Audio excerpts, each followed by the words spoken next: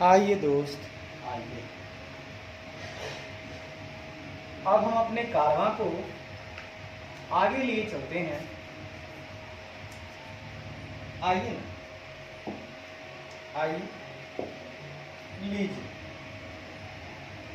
हमारे पास बच गए हैं 2 सवाल। आइए दोस्त, आइए। सवाल नंबर है हमारा 5 नंबर। क्या कहता है साहब 5 नंबर? आइए देखते हैं 5 नंबर क्या कहता है। लीजिए साहब, ये कहता है हमारे ए लिमिटेड साहब हैं, वो लिक्विडेट हो रहे हैं, मतलब वो समापन हो रहा है उनका। It gives the following ledger balances as at 31 सितंबर 2001। 30 सितंबर 2001 को उनके द्वारा निम्नलिखित लेजर दिया गया है। एकदम गौर से याद रखिए। शेयर कैपिटल है 5 लाख, इक्विटी शेयर्स है 100 ईच वाला है, यानी 50 लाख। साहब इनका equity share 50 lakh. Secured debenture है लैंड एंड बिल्डिंग पे, यानी ये साहब आपका ऐसे फिजिकली प्लेस्ड एसेट है लैंड एंड बिल्डिंग। लैंड के बिल्डिंग के आगे लिख दीजिएगा प्लेस्ड एसेट्स। अनसिक्योर्ड लोन, हाँ, तो डिवेंचर कितने का है? 20 लाख का। अनसिक्योर्ड लोन है 40 लाख का। ट्रेड क्रेडिटर है 70 लाख का। लैंड एंड बिल्डिंग 10 लाख का है, तो हमको इनका रियलाइजेबल वैल्यू ही चाहिए। Other property plant and equipment है 40 लाख। करंट एसेट है 90 lakh. Profit and loss limit balance इनकी जरूरत नहीं पड़ती है, लेकिन इनकी जरूरत हमको डिफिशियंसी अकाउंट में पड़ती है। कंटीजेंट लायबिलिटी में है बिल डिस्काउंटेड है और एक्साइज ड्यूटी है। कहता है ऑन इन्वेस्टिगेशन, जांच पड़ताल के बाद इट इज फाउंड दैट, यह पाया गया कि जो आकस्मिक देयता है कंटीजेंट लायबिलिटी है वो सर्टेन टू डिवॉल्व है, मतलब निश्चित है कि वो जो है आएगा ही। ठीक है,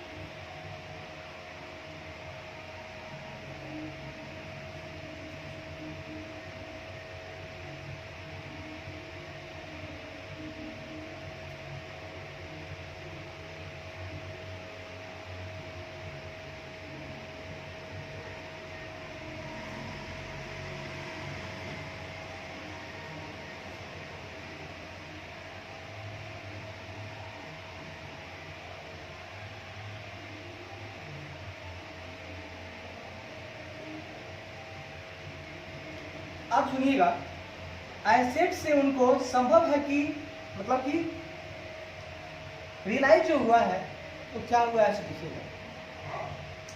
लैंड एंड बिल्डिंग जो कि था 10 लाख का, आया है 22 लाख। अदर पीपी था आपको 40 लाख का, आया है 36 लाख। करंट एसेट था वैसे 90 लाख का, आया है 70 lakh. Taking the above into account, prepare a statement of affairs. आए दोस्त, प्यार से चलेंगे, मोहब्बत से चलेंगे। स्टेटमेंट ऑफ अफेयर्स आंख बंद करेंगे, उसका पूरा खाता याद कर लेंगे। वाह भाई वाह। सबसे पहले एसेट का साइड होता है, एक खाता खींचते हैं, बनाते हैं एसेट्स नॉट स्पेसिफिकली प्लेस, उनसे जो आता है बाहर लिख देते हैं। फिर दूसरे नंबर में है एसेट स्पेसिफिकली प्लेस, जिसमें 4 खाने बनाते हैं हम लोग। और फिर अगर सरप्लस आता है तो बाहर, अगर डिफिशियंसी आता है तो अनसिक्योर्ड के साथ कमेंट करते हैं।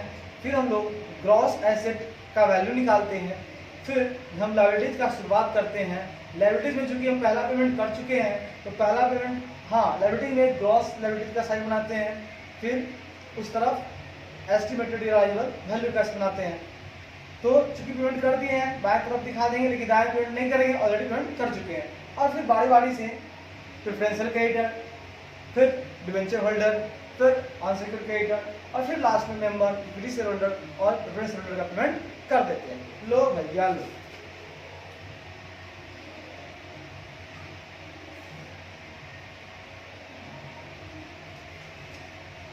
लो भैया लो। अब आ गई बारी 5 नंबर की। कितने नंबर की आ गई बाबू? सर 5 नंबर की बात है। आइए आए दोस्त, सबसे ऊपर हम लोग लिख रहे, पहले मिटा लेते हैं ये पहले वाला।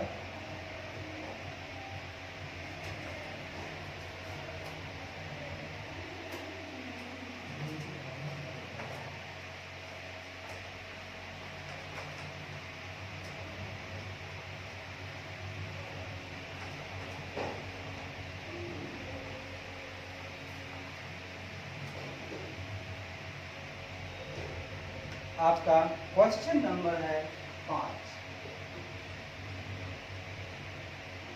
सबसे ऊपर हेडिंग देंगे स्टेटमेंट ऑफ अफेयर्स है किनका? ए लिमिटेड का। Statement of affairs of A limited in liquidation as on 13 September 2001। लो भैया लो, अब हम शुरुआत करेंगे खांचा का। लो ये हो गया, इसमें हम एक अमाउंट का डालेंगे।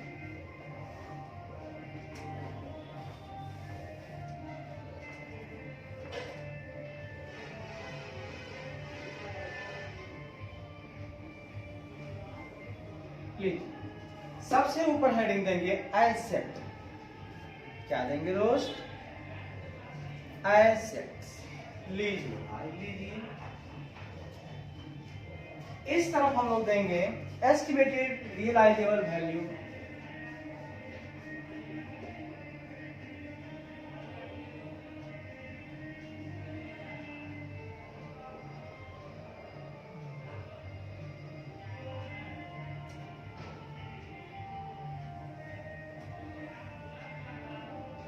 सबसे पहली बात लिखेंगे एसेट्स नॉट स्पेसिफिकली प्लेस्ड। क्या लिखेंगे दोस्त? Assets not specifically placed. ये आता है आपका लिस्ट ए में। सर हमको दो चीज से आया है, other property plant equipment 36 lakh और फिर 70 लाख करंट एसेट्स है, ठीक है। लीजिए other property plant and equipment, भैया इससे कितना आया है?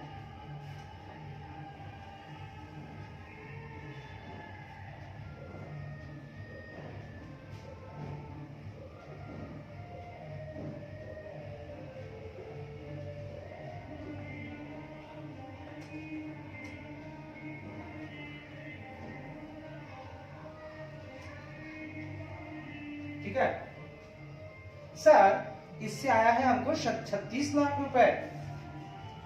ठीक है 36 लाख। फिर सर करेंट एसेट से आया है सर 70 लाख रुपए। लो भैया लो, पूरा कितना हो गया? 1,06,000 आया है, मतलब 1 करोड़ 6 लाख।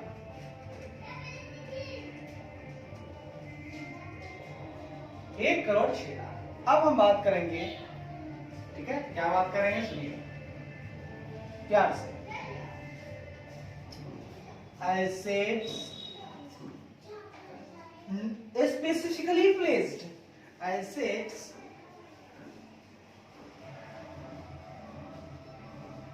स्पेसिफिकली प्लेस्ड, ठीक है।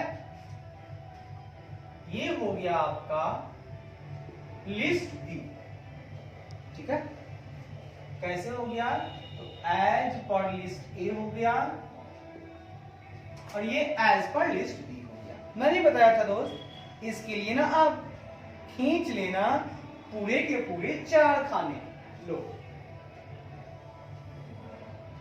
लो, 1 खाना, 2 खाना, 3 खाना, 4 खाना और एक 5 खाना, ठीक है। Yes sir.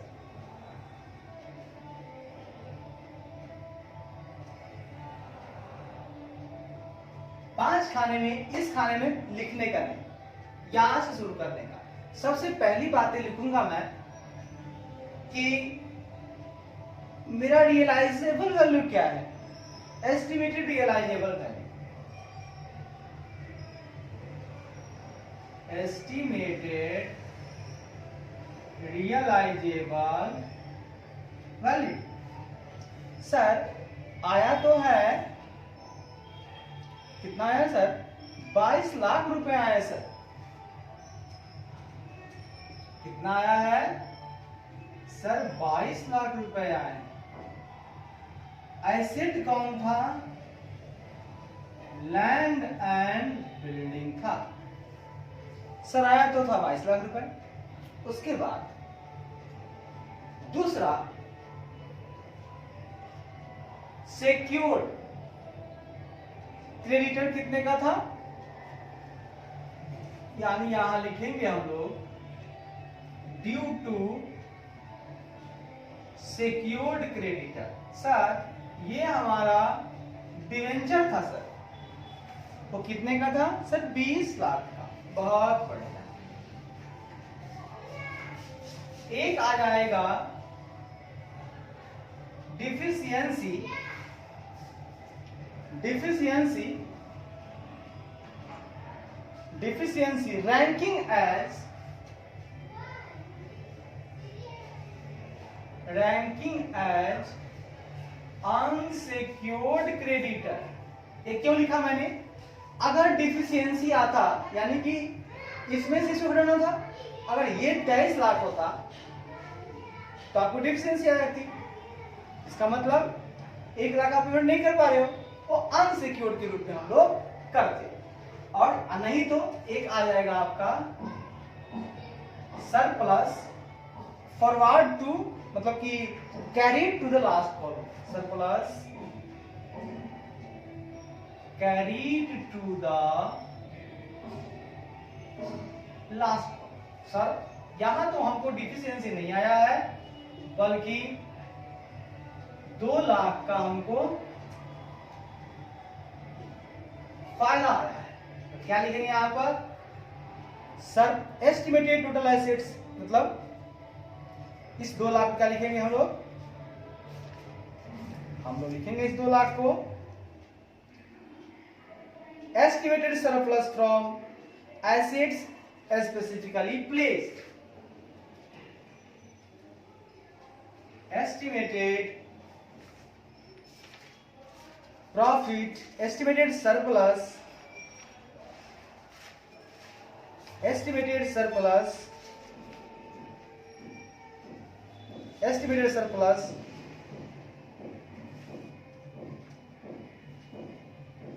from assets specifically placed। अब दोनों को जोड़ लीजिए, ये किसके लिए बैठ गया, 1,06,00,000 और 2 लाख, 1,08,00,000, ये बच गया सबके लिए। Estimated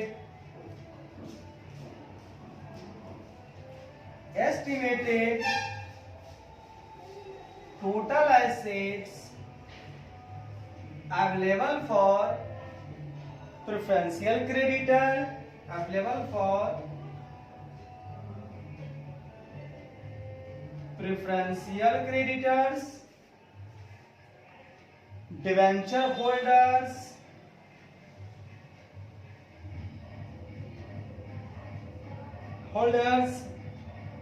having a floating charges, having a floating charges, and unsecured creditor, and unsecured creditors। दोस्त ये इन सबों के लिए बच गया है, ठीक है। अभी हम लोग पहले लेनदार का भुगतान करेंगे। अगर बचता है तो मेंबर को जाएगा, नहीं बचता है तो मेंबर को नहीं जाएगा। ऐ दोस्त, मैं एक छोटा सा काम करना चाहता हूं, समरी ऑफ ग्रॉस एसेट बनाना चाहता हूं। समरी ऑफ ग्रॉस एसेट बनाने की मेरी इच्छा हो रही है। बनाइए ना सर। आई हमको आया है क्या? दो चीज से आया है। Gross realisable value of assets, gross realisable value of assets,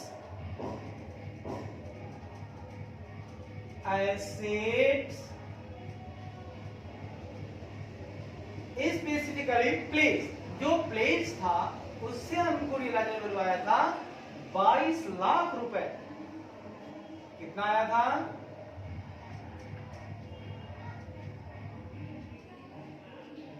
इनसे आया था हमको 22 लाख रुपए। हम ग्रॉस देखना चाहते हैं यहाँ। फिर उनसे आया था, और अदर एसेट से आया था जो कि प्लेज नहीं थे, उनसे आया था 1,06,00,000। तो 1,28,00,000 रुपए मेरे पास पूरा का पूरा रियल में आया था। अच्छी बात है सर, ये मेरा काम तमाम। यहां तक हमको बहुत बहुत ज्यादा ही अच्छा लगा। अब एक छोटा सा काम कर लेते हैं, ये तो चलता रहेगा। एक लाइन यहां से शुरुआत करेंगे लायबिलिटीज की, बारी बारी से इधर लिखेंगे ग्रॉस लायबिलिटी, और हम बारी बारी से लायबिलिटीज का भुगतान करते चलेंगे। सबसे पहला भुगतान हमने किया था सिक्योर्ड क्रेडिटर का, और वो कितने किया था? 20 लाख का। किसका किया था? सिक्योर्ड क्रेडिटर का किया था। Secured creditor as per list C, sorry as per list B हमने सिक्योर्ड क्रेडिटर का भुगतान किया था। कहां तक? तो वहीं तक किया था to the extent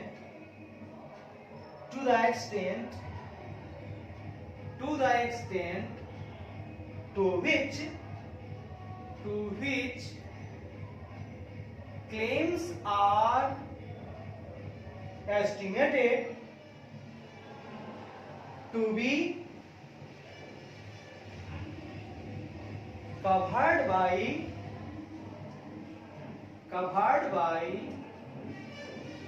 assets specifically placed।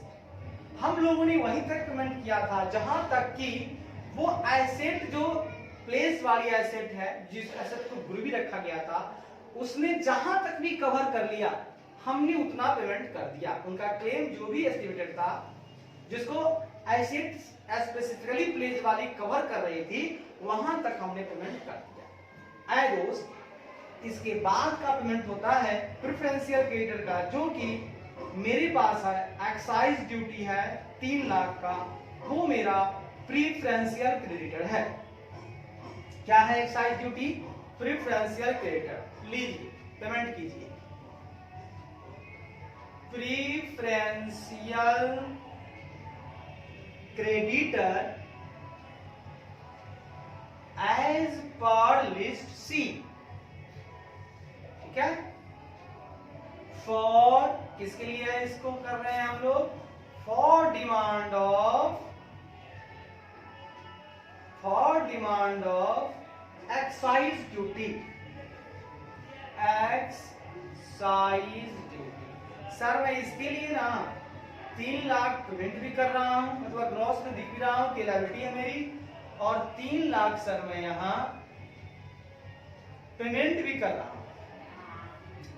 अब जो बैलेंस बच गया वो किसके लिए हो जाएगा? Balance of assets, balance of assets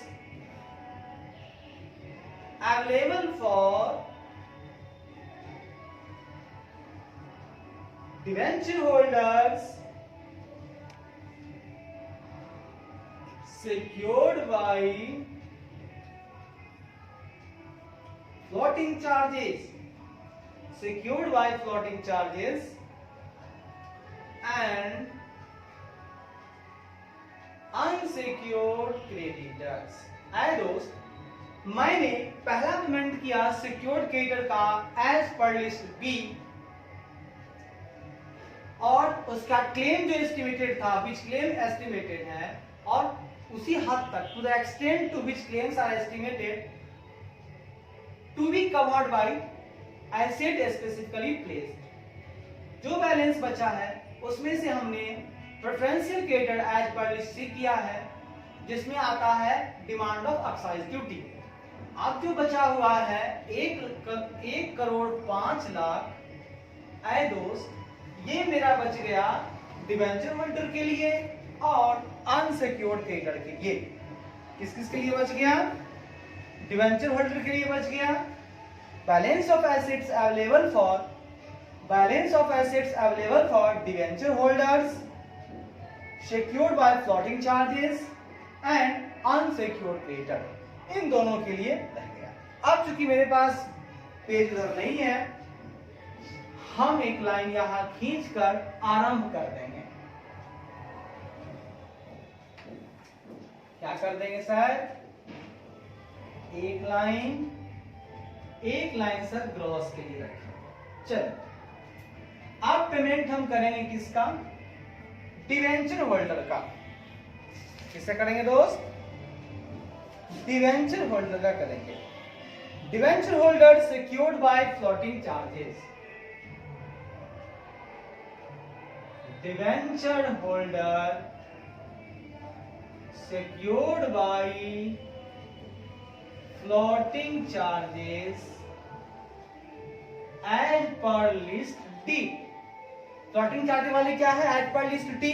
चूंकि ये हम लोगों ने ऑलरेडी कर लिया है दोस्तों, इसलिए यहां क्या दोबारा घटाओगे? बोलो नहीं सर। लेकिन डिवेंचर होल्डर एक ऋणी है, तो ग्रॉस में हम लोग लिख देंगे क्या? क्या लिखेंगे सर? डिवेंचर होल्डर ही तो हमारा सिक्योर्ड क्रेडिटर था।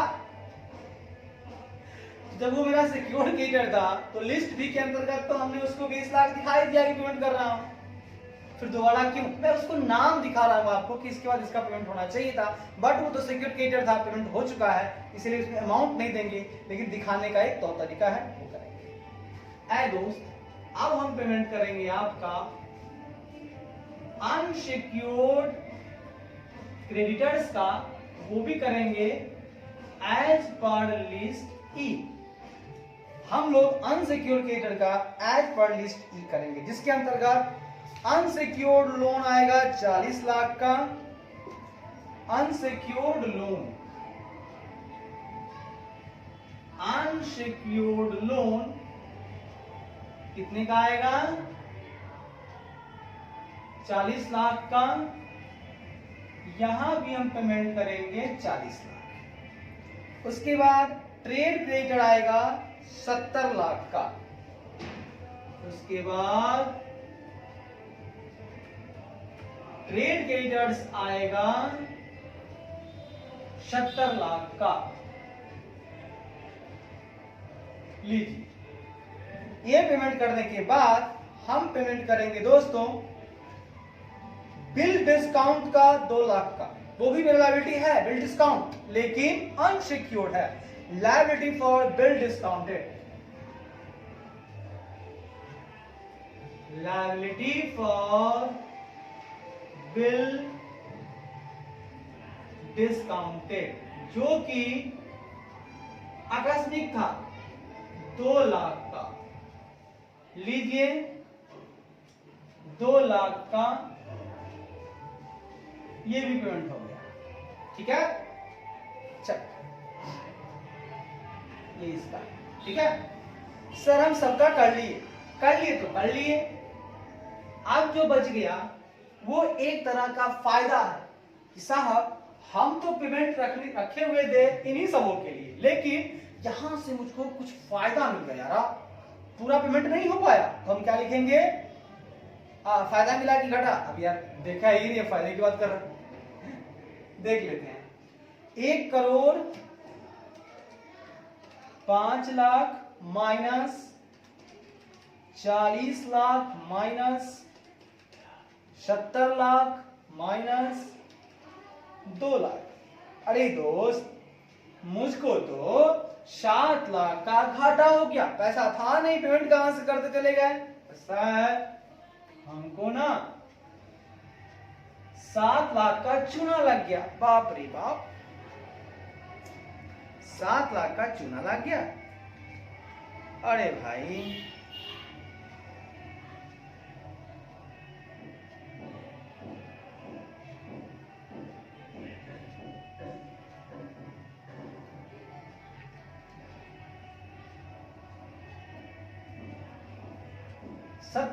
सात लाख का चूना लग गया। बाप रे बाप, इसको लिखेंगे एस्टिमेटेड डिफेंसी हो गया। Estimated deficiency. ये डिफिशियंसी क्रेडिटर्स के संबंध में हो गया, इसको मिला ही नहीं। Deficiency regards creditors, regards creditors के रिगार्ड में ये साहब डिफिशियंसी आ गई, इनको नहीं मिल पाया। अनसिक्योर्ड वाले जो क्रेडिटर थे उनको नहीं मिल पाया, उनको प्रॉब्लम आ ही गई। अब हम चेक करना चाहते हैं डिफरेंस बिटवीन, क्या दोनों एक आता है। ये टोटल कीजिएगा बड़ा, 20 लाख 23 लाख 40 लाख और 72 लाख। 1 करोड़ 35 लाख हो गया मेरा ग्रॉस लायबिलिटीज। अब डिफरेंस बिटवीन देखते हैं gross asset and gross liabilities. Difference between gross asset and gross liabilities. तो सर ग्रॉस एसेट मेरे पास था 1 करोड़ 28 लाख और ग्रॉस लायबिलिटीज था मेरे पास 1 करोड़ 35 लाख। सर 7 लाख का आ ही रहा है। अरे भाई, वो तो आना ही आना है 7 लाख का। ठीक है, क्योंकि हम लोगों ने ऐसा क्यों किया इस बात को समझिएगा। हमने जब ग्रॉस लिया था तो 20 लाख के यहाँ पर घटाए बिना, यहाँ घटाकर बाहर किया था, यहाँ बिना घटाए हुए हमने लिया था। और यहाँ जब ग्रॉस लायबिलिटी है उससे 20 लाख घटाया हुआ दिखा रहा है। तो सर पूरा ग्रॉस लायबिलिटी का अगर हम जोड़ लें और ग्रॉस एसेट से घटा दें तो क्या आसानी से मिल जाएगा वो पोजीशन, जो पोजीशन मिला है मुझे। अब हमें पेमेंट करना है किसको, issued and called up capital. Issued and called up capital की हम बात करते हैं। देना कितना है इनको, 50 लाख रुपए का दीवाने हैं ये। 5 लाख इक्विटी शेयर है, कैसे वाले हैं? 100 लिखा है, गलत हो गया है, 10 होगा, तब तो 50 लाख होगा नहीं आ रहा। 5 लाख इक्विटी शेयर्स,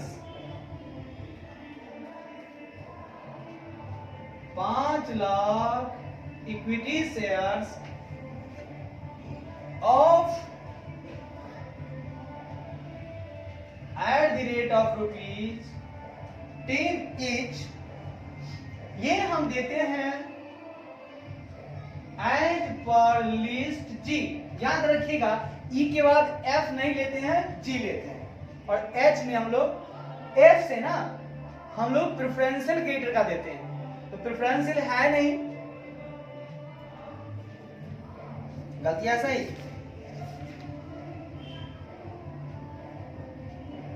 और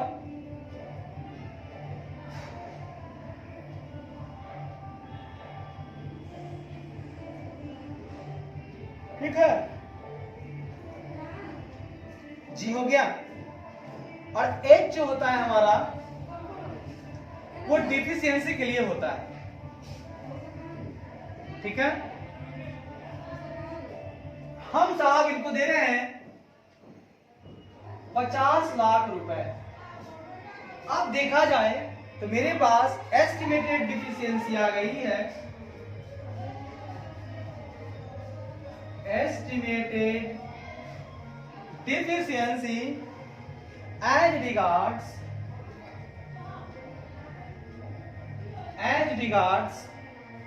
मेंबर्स या contributories, estimated deficiency as regard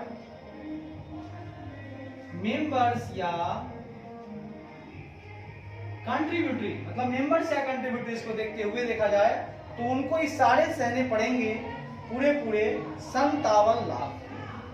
ये दर्द इन्हीं को झेलना पड़ेगा, ठीक है। लो दोस्त लो, यहां तक तो बात समझ में आ गई। अब हम थोड़ा आगे चलें क्या?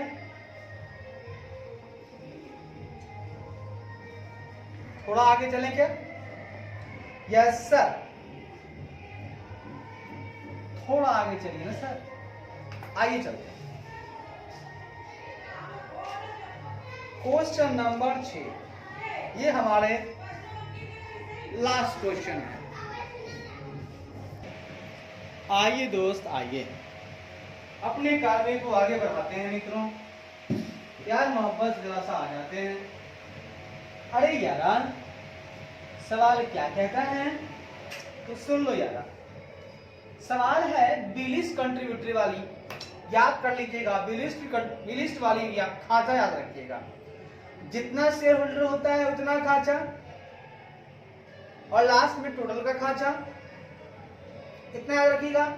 और शुरुआत में ना कुछ विशेष बातें कि कितना का क्रेडिटर था, किस रेशियो में बांटना है, शेयर के रेशियो में बांटना है, और इस तरह ही करते करते करते करते लास्ट में मैक्सिमम वो दे सकता है कितना, जितना उसने अनपेड था उनका, उससे अधिक वो पे नहीं कर सकते हैं।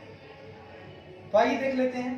कहता है in the winding up of A company, हमारी कंपनी का जो समापन हो रहा था उसमें कुछ सर्टेन क्रेडिटर्स थे, वो कुड नॉट रिसीव पेमेंट, वो भुगतान नहीं पा सके।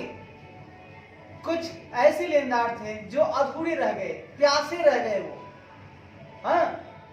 वो प्यासे रह गए, तरसते रह गए पेमेंट्स के लिए, भुगतान के लिए। कहां से आया था भुगतान के लिए पैसा? Out of the realisation of assets, assets के को रियलाइज जो किया था उससे आया था। साथ ही साथ आउट ऑफ कंट्रीब्यूशन फ्रॉम ए के द्वारा अगर कुछ योगदान करना था, लिस्ट ए वाली, ए का मतलब ये नहीं समझना, लिस्ट ए वाली जो अभी अभी है मौजूदा शेयर होल्डर जो लिस्ट ए में है, वो भी नहीं कर सके, उनको उनकी इच्छा की पूर्ति नहीं कर सके। लिक्विडेशन स्टार्ट हो गया 1 अप्रैल 2020 को, 1 अप्रैल 2020 को समापन का आरंभ हो गया। The following persons have transferred their holdings, जो कि नीचे लिखे जो पर्सन थे उन लोगों ने ट्रांसफर करना शुरू कर दिया अपना शेयर बिफोर वाइंडिंग अप। ये जो लोग हैं ना, ये समापन के पहले ही छोड़कर चले गए थे कंपनी को। ठीक है, चले गए थे। देखते हैं कि कौन बिलिस्टिक कैटेगरी में आता है। बिलिस्टिक कैटेगरी होता है, कैटेगरी में आता है वही है जो लिक्विडेशन के ठीक पहले 12 महीने, यानी अगर 1 अप्रैल 2020 को लिक्विडेशन हुआ है, 1 मिनट सर,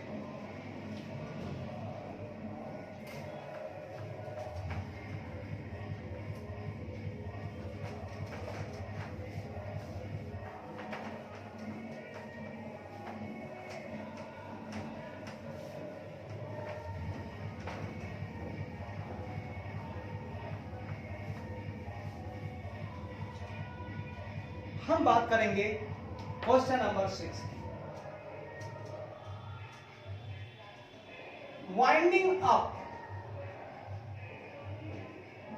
डेट है आपका 1 अप्रैल 2020, 1 अप्रैल 2020, यानी 31 मार्च 2019 तक।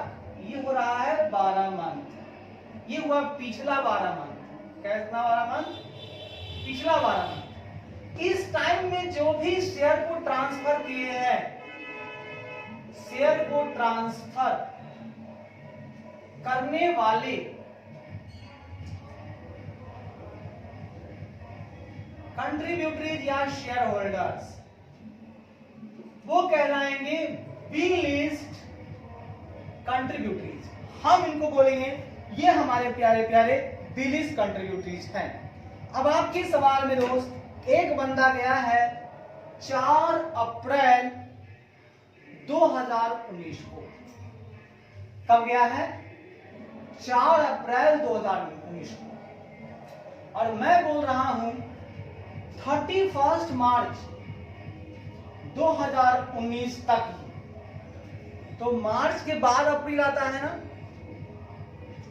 हम अप्रैल से बैक जा रहे हैं पीछे की तरफ। 2020 में हम अप्रैल में हैं और 2019 के मार्च तक का ही आदमी को हम चेक करेंगे। अगर वो अप्रैल में गया होगा 19 के अप्रैल में, तो और बाद में गया, ठीक है, वो 12 महीने के पार चला गया, वो 13वें महीने में गया है। 2020 से 12 महीना ये हुआ और अप्रैल में घुसते हैं तो 13 महीना, और मई में तो 14 महीना। तो यानी हमको 31 मार्च तक की ही बात करनी है। अप्रैल के 20 से मार्च का 19, मार्च अप्रैल नहीं, फरवरी चलेगा, जनवरी तक है तो चलेगा, दिसंबर चलेगा, अक्टूबर चलेगा, नवंबर चलेगा, ठीक है, 20 का मार्च चलेगा, 20 अप्रैल चलेगा, क्योंकि 20 अप्रैल एकदम नजदीक है। लेकिन 20 अप्रैल 19 जो है वो हमारे 1 साल के दायरे से बाहर हो जाता है। तो अगर वो 4 अप्रैल 19 को ही चला गया था तो इसको हम छांट देंगे। ये ए लिस्ट कंट्रीब्यूटरी नहीं हुआ, सॉरी बी लिस्ट कंट्रीब्यूटरी नहीं हुआ, काटो। 2 फरवरी को गया है 19 में, यानी वो मार्च के अंदर है, ये ठीक है। सितंबर अंदर में है, 19 ठीक है। उसके बाद 2 फरवरी अंदर में है, वो भी ठीक है। और 1 मार्च 2020 जो है ये तो एकदम करीब है, ये तो टनाटा नहीं है, ठीक है। आओ दोस्त आओ, कहता है the share were 100 each, share जो थे सबके 100 रुपए वाले थे। 70 being called up and paid up on the date of transfer, उन्होंने यहां जो है 70 ही मांग गया उनसे और उन्होंने 70 ही दे दिया, 30 उनसे नहीं मांगा गया। X was the transferee of share held by S। देखिएगा, एक X जो है उन्होंने क्या किया, अपने शेयर को ट्रांसफर किया और S साहब ने उनको रख लिया। अच्छी बात है, तो S ने रख लिया। X paid 30 रुपए पर share as call advance immediately on becoming a member. जब ये मेंबर बने ना, ये 30 रुपए साहब एडवांस ही दे दिया, यानी 100 रुपए ही था ना, ये आते ही 30 रुपए एक्स्ट्रा दे दिया। तो जब आपने 30 रुपए एक्स्ट्रा दे दिया आते ही, तो देने का सवाल ही कहां है अब इनका।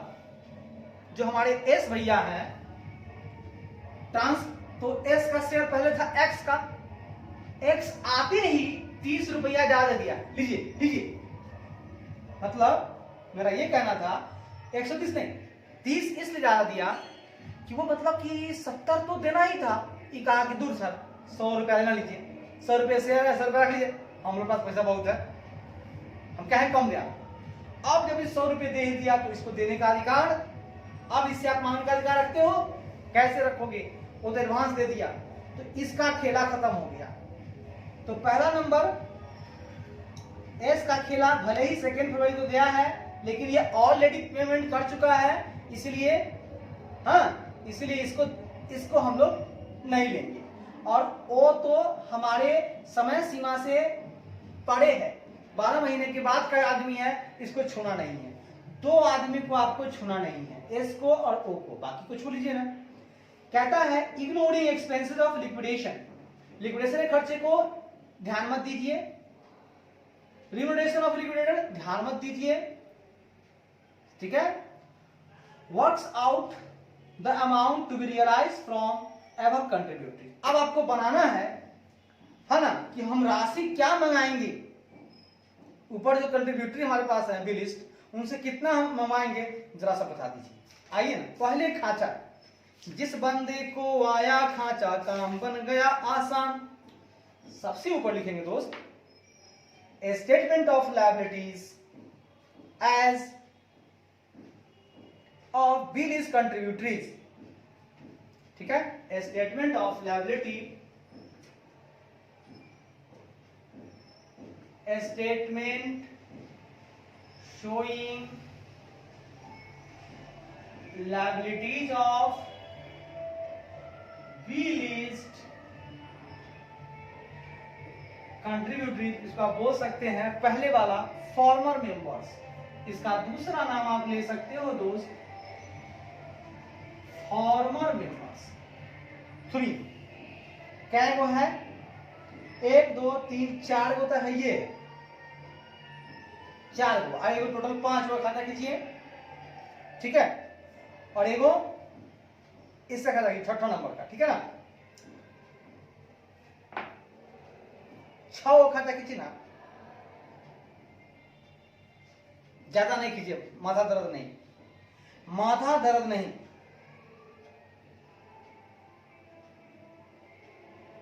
ठीक है। 6 खाता कीजिए,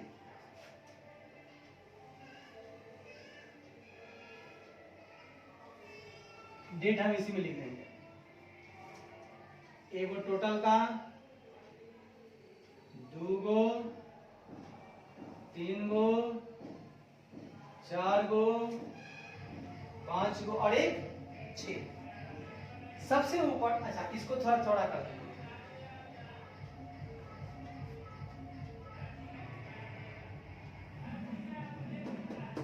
6 गो हो गया।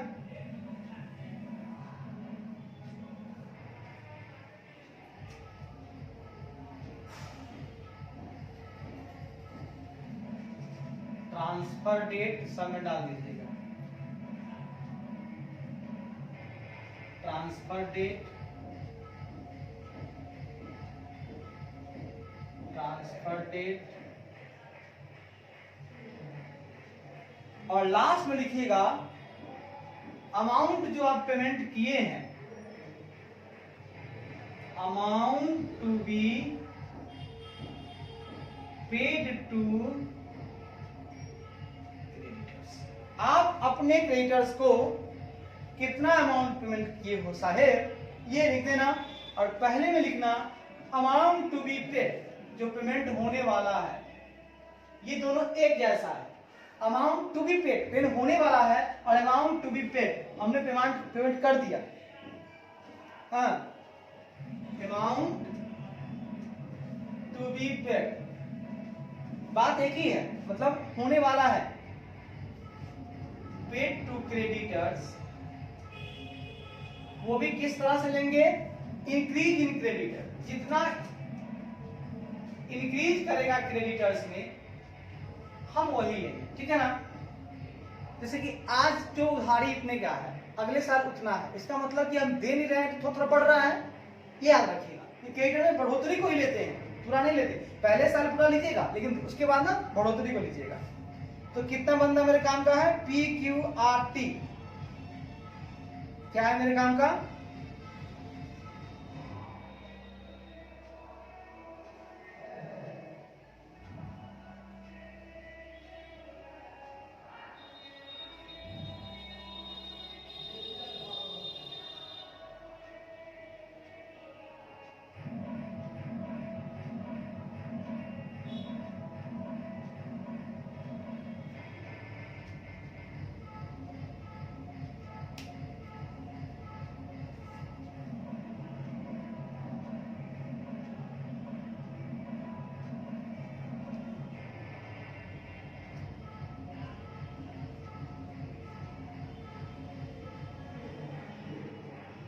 अच्छा यार एक मिनट, पूरा अप्रैल, अप्रैल हो गया पूरा, अप्रैल के बाद मार्च, मार्च के बाद फरवरी, फरवरी के बाद जनवरी, ठीक है, जनवरी के बाद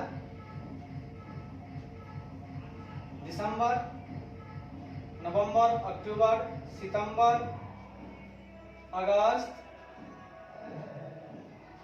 जुलाई, जून, जुलाई, जून, जून, और जून से पहले क्या आता है, मई,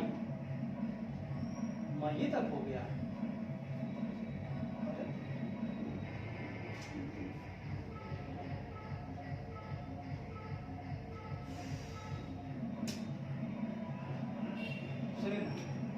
मिला ही लेते हैं।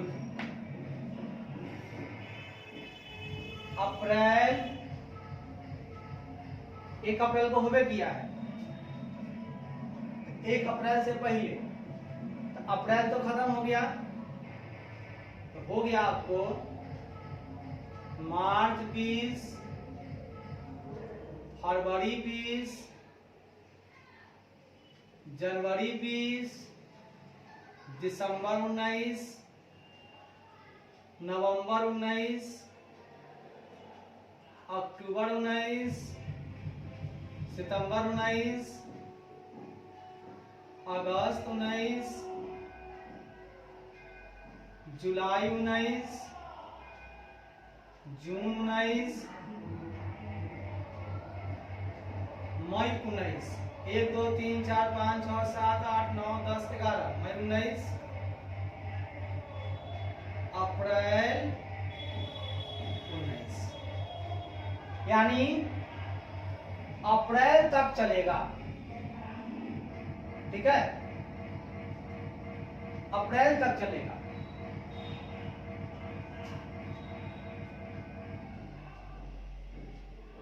एक अप्रैल से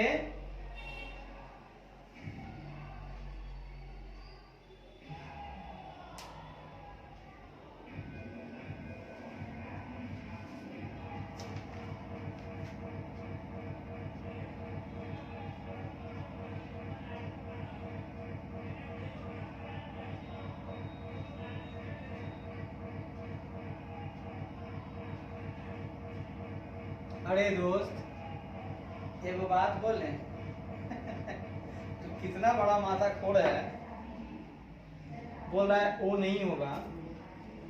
वो कब गया है, वो कब गया है, फिनिश नहीं है वो। 1 अप्रैल को, 1 अप्रैल 2020 को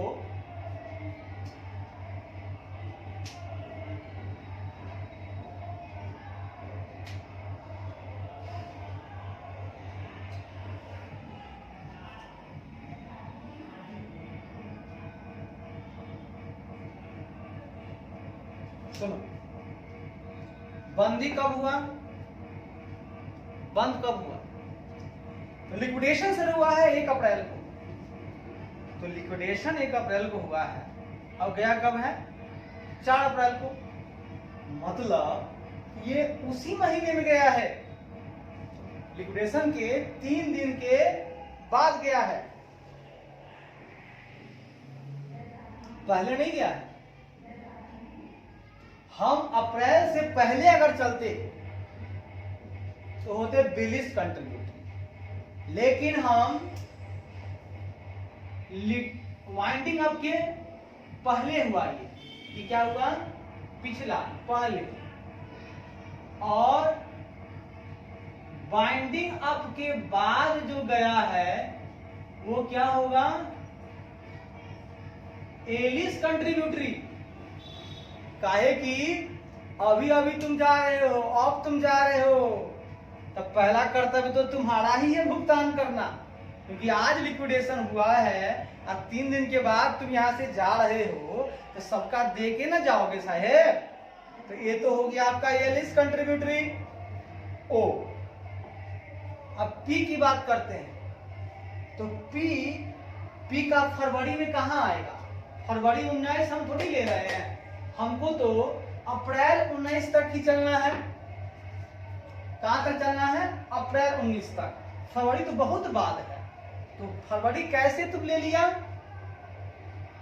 ये हो गया तुम्हारा ए लिस्ट, और सेकेंड फरवरी का वाला बात पी होगा ही नहीं। पी इसलिए नहीं होगा क्योंकि पी हमारे कैटेगरी में है ही नहीं, क्योंकि पी जो है, पी कब गया है, पी गया है सेकेंड फरवरी 19 को, जो कि 12 महीने के बाद है, जो 12 महीने से और पहले ही चला गया, हम इसको नहीं जोड़ेंगे, ठीक है। सितंबर 19 में गया है तो इसमें आ गया, इस खांचे में। नवंबर में गया है, 19 नवंबर को गया है, इसमें आ गया। देखिए किसे कैसे आ रहा है 12 महीने के अंदर, आगे 12 महीने के अंदर में। उसके बाद सेकेंड फरवरी 2020 को तो गया है, लेकिन ये इसने फुल पेमेंट कर दिया था, तो फुल पेमेंट कर दिया था तो इसको देने की जरूरत अब नहीं है। 1 मार्च 2020 को गया है, वो इसमें आ गया, यानी ये सारे के सारे बी लिस्ट कंट्रीब्यूटरी है, बट हमारा पी नहीं है बी लिस्ट, क्योंकि वो बहुत पहले जा चुका है, उससे आप नहीं मांग सकते हो। लो भैया लो, नाम लिख लो, OQRT। क्या नाम लिखोगे, अब आया समझ में ना, OQRT, OQRT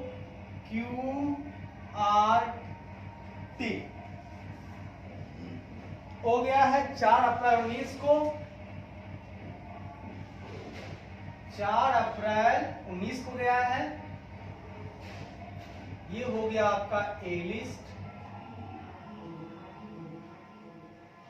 A list and B list, ऐसा करो, ठीक है, ए लिस्ट। उसके बाद क्यू के बाद क्या है, पहला था ओ छोड़ रहे, 2 बार क्यू लिखो, ये ओ था, सर आप लोग गया है, क्यू गया है 8 सितंबर 19 को,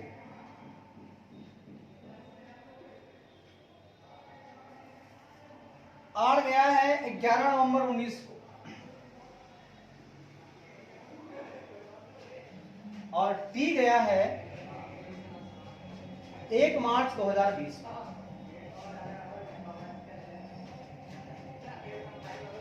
ठीक है, शेयर समय कितने थे, ओ का था 1000 शेयर, ठीक है,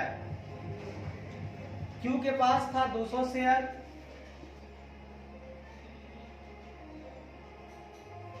अनपेड अमाउंट कितना है, अनपेड है @ ₹30 पर शेयर, 30 रुपये पर शेयर उधारी है, नहीं दिया है।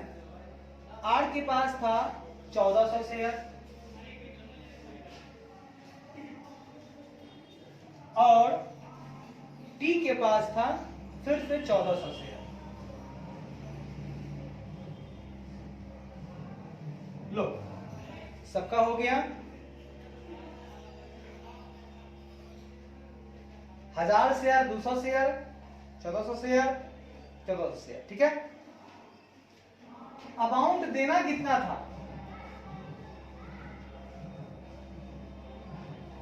कहता है 4 अप्रैल को 42,000 देना था। कितना देना था? 42,000। ये कब देना था? 4 अप्रैल 2019 को 42,000 देना था। 4 अप्रैल के दिन कौन था? तो सुनिए, जब 4 अप्रैल की बात हुई, ये पहले ही चला गया। 4 अप्रैल 2000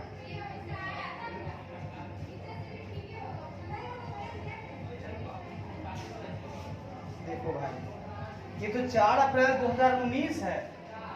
तो 4 अप्रैल 2019 के दिन कौन कौन था इस डेट पर? अप्रैल में कौन कौन था?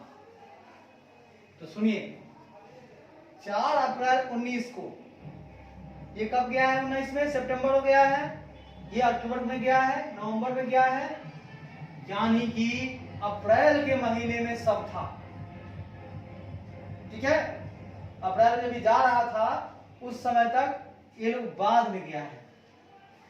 क्योंकि सुनो ना, अप्रैल के बाद मई आता है, फिर जून आता है, जुलाई आता है, अगस्त, सितंबर में गया, यानी अप्रैल में था, अप्रैल, अक्टूबर, नवंबर में गया, अप्रैल में था, फरवरी में गया, अप्रैल में था, मार्च में गया है, अप्रैल में था। ये 19 का है। बड़ी मिस्टेक हो रहा है, क्या बात है? ध्यान कहाँ है दोस्त? मत भटका यारा, जीवन में बहुत कष्ट आएंगे। शांत रह। सब था, तो सब था।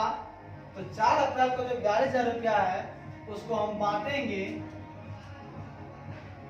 In ratio of 1000, ratio 200, ratio 1400, ratio 1400।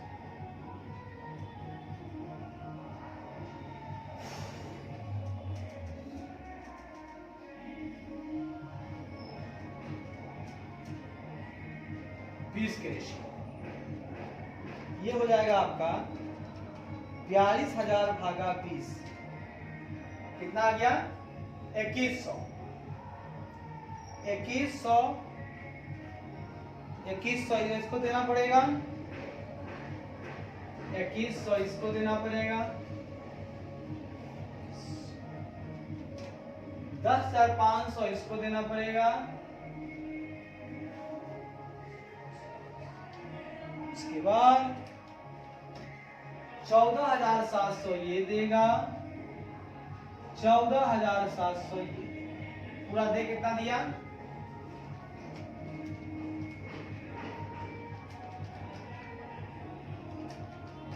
Sir पूरा पेमेंट कर दिया, लो 42,000 इसने पेमेंट किया। अब देखिएगा इंक्रीज इन क्रेडिटर 42,000 से बढ़कर अब कितना हो गया है?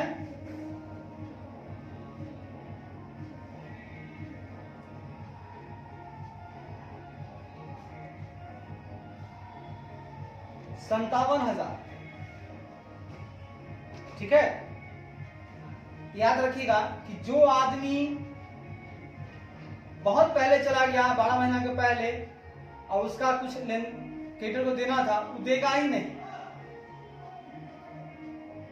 अब आ गया 57,000। 42,000 से हुआ 57,000, तो इंक्रीज कितना हुआ? 57,000 माइनस 42,000, बोले तो 15,000 का इंक्रीजमेंट हो गया। और ये कब हुआ? 8 सितंबर 2019 को। अब रेशियो क्या होगा? अब सुनिए, सितंबर के समय में हुआ था, तो सितंबर में हुआ था, लेकिन याद रखिएगा ये अप्रैल में ही चला गया, मई में चला गया, जून में चला गया, जुलाई, अगस्त, ये सब चला गया तो है नहीं। सितंबर में जो है वो तो है, ये है। जो नवंबर में गया वो सितंबर में होगा, ध्यान दीजिएगा। जो मार्च में गया वो सितंबर में रहा होगा, बाद में गया है ना, तो ये दोनों रहा होगा, ये तो नहीं रहा। सितंबर वाला रह गया, नवंबर वाला रह गया, मार्च वाला रह गया। इसका मतलब रेशियो बन जाएगा आपका 200 रेशियो 1400 रेशियो 1400। ये बन गया आपको 1:7:7। 7 1 8 1 9, 15,000 भागा 9 करेंगे तो 1666।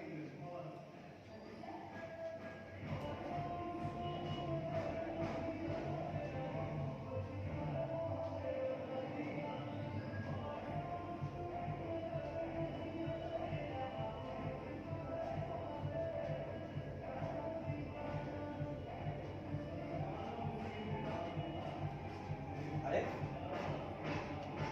7 7 चलता है 15 हुआ। अरे 15,000 भागा 15 करोड़ कितना हुआ? 1,000। ये देगा 1,000, ये देगा 7,000, ये देगा 7,000, पूरा दे दिया है 15,000। चल हट। अब आइए 57,000 से कहां पहुंच गया सुनिएगा। अब बात पहुंची नवंबर में 85,000 हो गया। इंक्रीज कितना हुआ?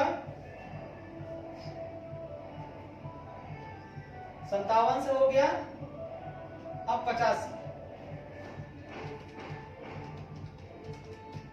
यानी 28,000 से बढ़ोतरी हुआ। ये कब की बात है? 11 नवंबर की बात है। तो रेशियो क्या हो जाएगा इनका? सुनिएगा, नवंबर में गए हैं साहब, यहां आइए, यहां गए हैं तो सितंबर वाले तो पहले ही चले गए और हमारे क्रेडिटर की उत्पत्ति कब हुई है? नवंबर में। जो पहले चले गए सितंबर तक, इनका ड्यूटी खत्म, इनका तो पहले ही खत्म है। अब हमारे पास नवंबर वाले और मार्च वाले, ये दोनों बच गए हैं। इनका हो जाएगा 1400 रेशियो 1400, हो जाएगा आपका 1:1, मतलब 14,000 दो बंदे सह लेंगे और इनका 28,000 भुगतान होगा। अब आइए 85,000 के बाद क्या कितना पहुंच गया? 85 से पहुंच गया अब ये 95 पर। इंक्रीज कितना हुआ? 10,000। ये कब की बात है? 1 मार्च 2020। ये क्रेडिटर की उत्पत्ति हुई है 1 मार्च को, यानी ये सभी लोग चले गए थे, ये चले गए थे, ये चले गए थे, ये चले गए थे। पूरे के पूरे 10,000 देना इनको होगा, इनको देना होगा, इनको देना। चलिए भैया 10,000 पेमेंट। अब हम एक छोटी सी बात आपसे करना चाहते हैं, क्या ये 10,000 इनको देना था? ये कितना के लायक थे? ये चेक करना है हमको। सुन लो दोस्त, इधर आओ।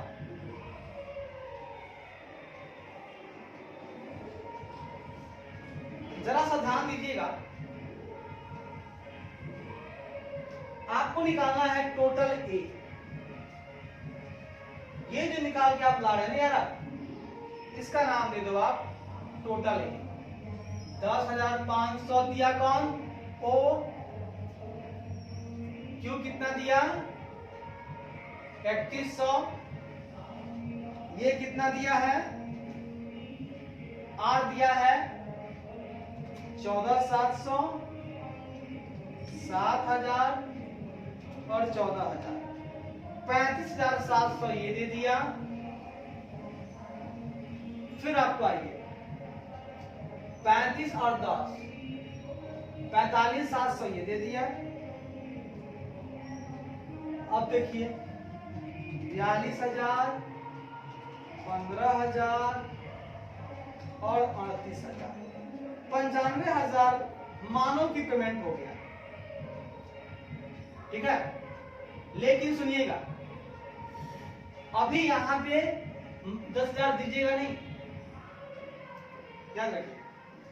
हम सबसे पहले यहां लिखेंगे मैक्सिमम लायबिलिटी,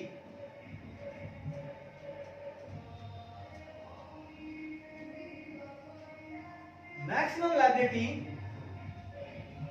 एट ₹30 पर शेयर ऑन शेयर्स हेल्ड। जितना शेयर उन्होंने रखा है उसका 30 रुपये से ये बंदे से हम मांग सकते थे। तो कितना मांगते? 1000 में 3 30,000, 30 गुना 60, 6,000 इनसे मांग सकते हैं। 14 तिहाई 42,000 मांग सकते हैं। इनसे भी हम 42,000 मांग सकते हैं। लीजिए, हम इनसे मांग सकते हैं, अच्छी बात। अब यार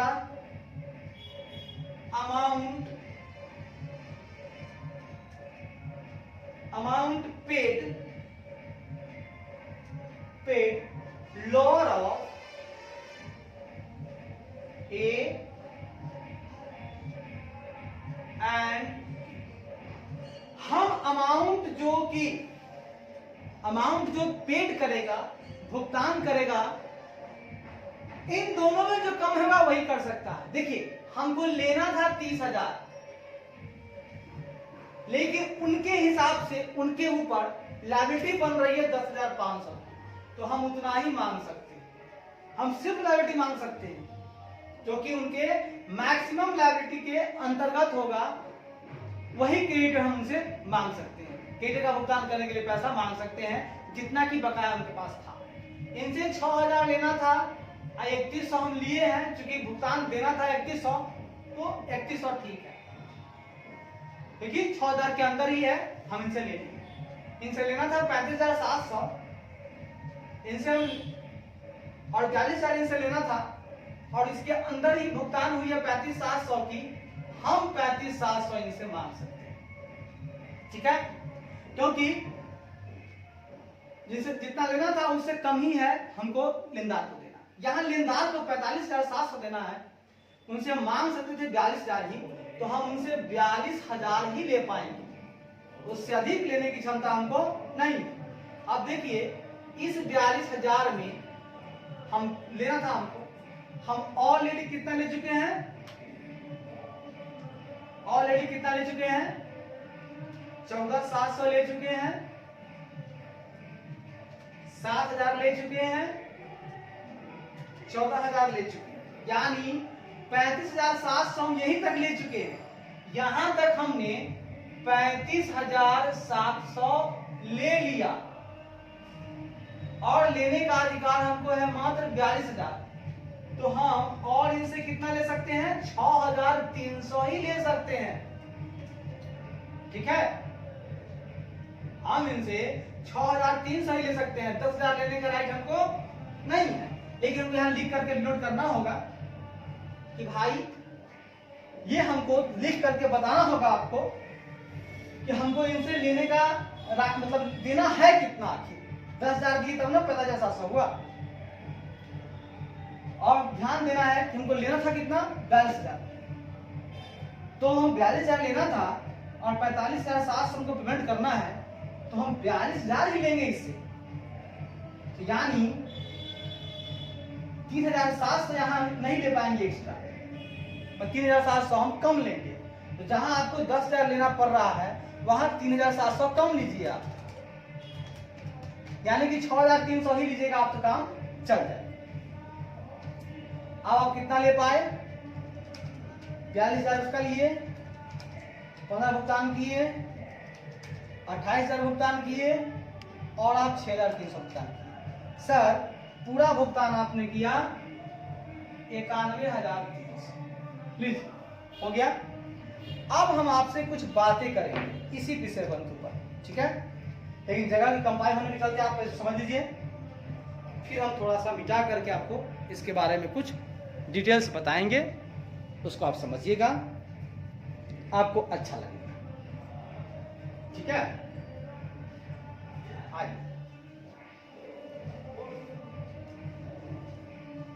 या क्या समझ में? इसके रहते हुए ऐसा करते हैं, ऊपर की चीजों को हटा करके हम आपको बताते हैं।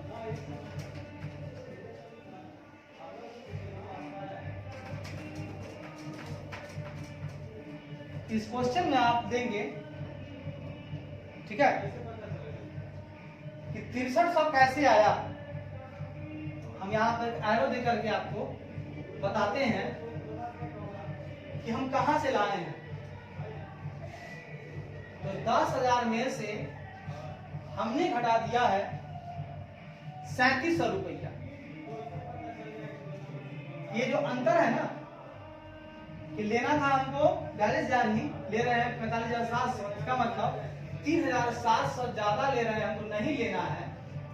नहीं लेना है तो आपको लेना कितना है? 6,300। देखिए सर, बताते हैं टी के बारे में हम बताते हैं। T can be called up, T can B called up, T can be called upon to pay maximum only, to pay maximum only 42,000। T कितना है? मैक्सिमम कितना दे सकता था? पे 42,000। So T will pay only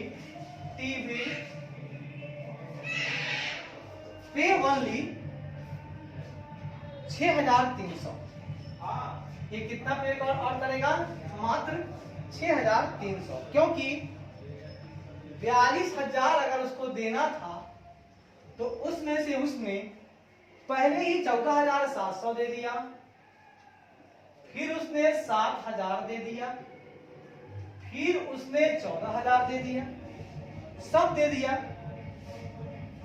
यानी out of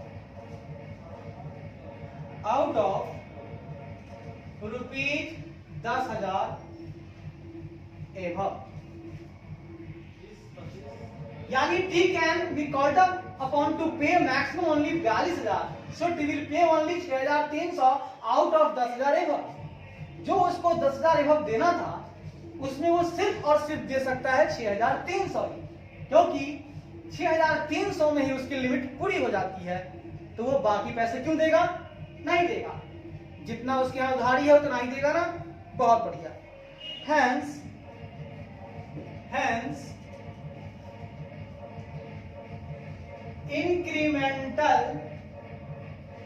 incremental creditors on 1 March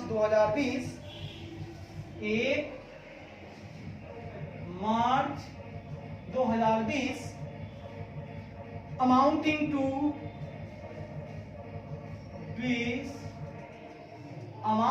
to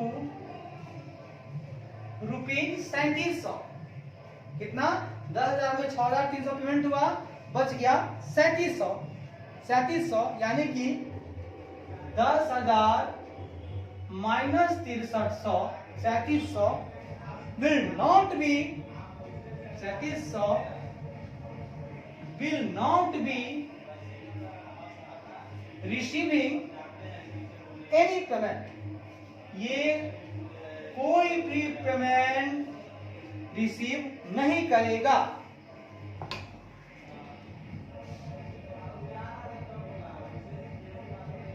ठीक है, ये कोई भी पेमेंट रिसीव नहीं करेगा। अच्छी बात, नहीं करेगा, नहीं कर। अब आइए नोट में कुछ बात हम लिखेंगे। P will not be liable to pay, P के बारे में मैं लिख रहा हूं। P will not be liable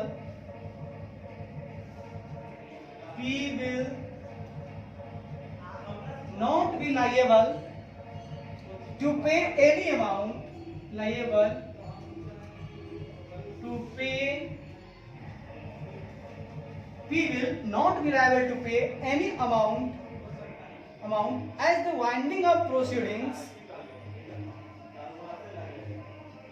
क्योंकि as the winding of proceedings, यानी कि P किसी भी भुगतान के लिए लायबल नहीं होगा, क्योंकि समापन की जो क्रियाएं थी वो कमेंसमेंट हुई थी, आरंभ हुई, कमेंस्ड हुई है after 1 year, commenced after 1 year from the date of transfer, from the date of transfer.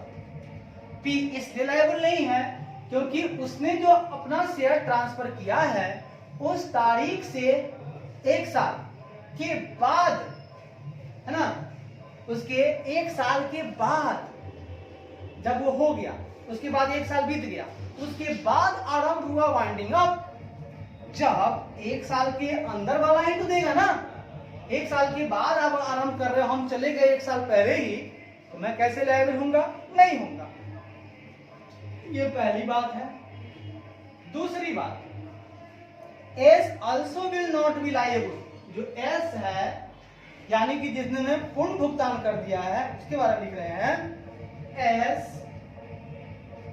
also will not be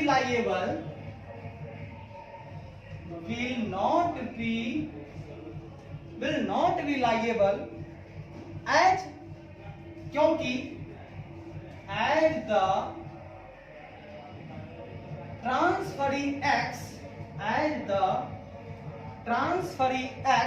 has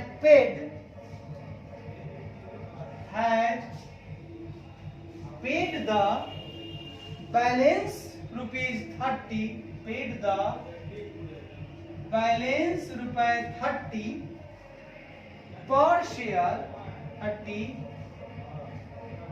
per shares as call in advance, as call in advance। देखिएगा, S इसलिए liable नहीं होगा कि S को जो transfer किया था, X ने ट्रांसफर किया था S को, और उस X ने ना पहले ही जो बैलेंस 30 रुपया था ना वो एडवांस में ही दे दिया था, तो अब क्या खाक देगा? दोबारा नहीं देगा। आओ दोस्तों, किसी बात पर हम लोग लिक्विडेशन को आज खत्म किया। बहुत खुशी की बात है, अपने लिए वेल डन की तालियां बजेगी। वेल डन, शाबाश शाबाश। हम लोगों ने इस बुक में, अपने ही बुक के 3 चैप्टर को धराशाह कर दिया है, धरती पर सुला दिया है 3 चैप्टर्स को पूरी तरह से। अमालगमेशन, रिकंस्ट्रक्शन और लिक्विडेशन। अब आपका काम होना चाहिए 2 के स्पीड में जितनी बार हो सके इसको देखना है। मैं खुद भी देखता हूं, आप लोग भी देखें और इसको एंजॉय करें। चलिए दोस्त, अब चलेंगे हम लोग आज से अपने दूसरी बुक जिसका नाम है ऑडिट। उसके लिए नई क्लास नई शुरू।